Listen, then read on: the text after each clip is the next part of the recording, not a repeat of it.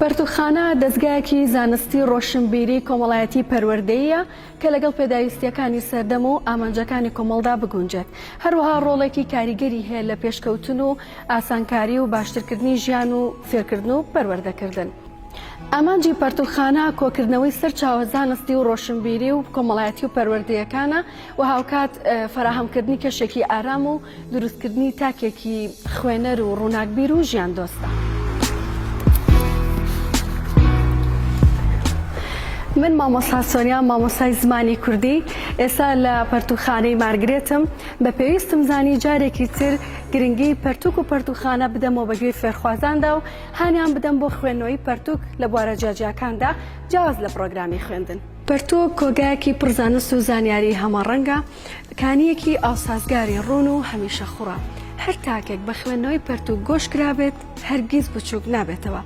پەرتوک ئەو خەزێنە بە نرخەیە کە لە پەرتوخانەکاندا هەڵگیراوە کۆکراوەتەوە چاوەڕێی توی فێرخواز و خوێنەر دەکات تا زانیاریەکانیت پێ ببەخشێت. ئێستا لە پەرتوخانەی مارگرێتدا بە خۆشحاڵیەوە پەرتوگەلێکی زۆر بۆ سەرجەم تەمەن و قۆناغە جیاوازەکان لە زۆربەی بوارەکاندا وەک جینۆساید و ئەدەبیات و ڕۆمان و شعر و چیرۆک و فەلسەفە و ئابووری و مێژوو چەندین بواریتر فراهەم کراوە و هەروەها کەشێکی ئارام بۆ خوێنەران و فێرخوازان ڕەخسەندراوە.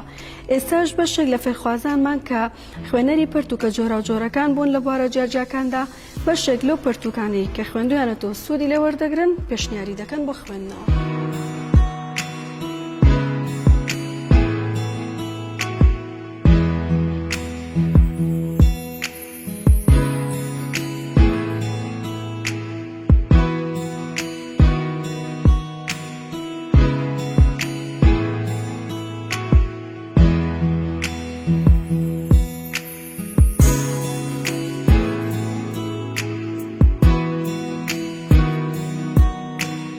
فڵاتان لێبێ، من نام ئاران ئاواتە لە پۆلی شەشەم. پێشنیار ئێم کتێبێتان بۆ دەکەم بیخێنەوە. ڕێبەری بازرگانی سلێمانی کە باز لە بازرگانی سلێمانی دەکات. بازرگانی چییە؟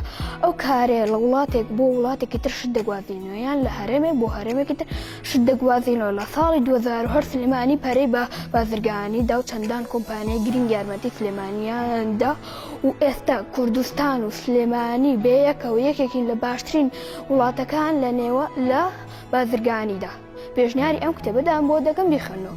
ڕێبەری بازرگانی سلێمانی. سڵاوتان لێبێ، من ناوم شارۆیە لە قۆناغی شەشەم کە ئەمڕۆ کتێبێکم بۆی ناون بە ناوی جۆلانەیەک لەنێو ئەقڵە بەتاڵەکاندا کە ئەم کتێبە لەلایەن جوتیار عەلیەوە نووسراوە لە ساڵی 2020 کە جوتیار عەلی لە 20 ساڵی 1990 زاینی لەدایک بووە کە ئەم کتێبە چەند لە چەند بەشێک پێکاتوە کە بەشی یەکەمی باز لە ژیان دەکات، بەسی دومی باز لە منداڵ دەکاتەوە، بەشی سێمی باز لە ڕۆح دەکات کە من ئەم کتێبم بەلاوە باشە بووی ئێوە بخوێننەوە.